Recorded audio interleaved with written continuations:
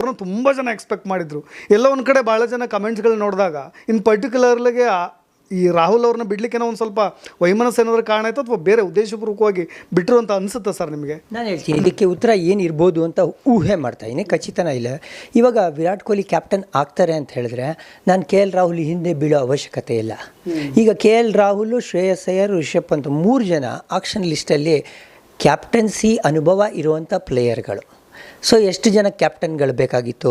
LSG captain ಬೇಕಾಗಿತ್ತು, ಡೆಲ್ಲಿ ಕ್ಯಾಪಿಟಲ್ಸ್ಗೆ ಬೇಕಾಗಿತ್ತು, KKRಗೆ ಬೇಕಾಗಿತ್ತು, RCBಗೆ ಬೇಕಾಗಿತ್ತು, ಪಂಜಾಬ್ ಕಿಂಗ್ಸ್ಗೆ ಬೇಕಾಗಿತ್ತು.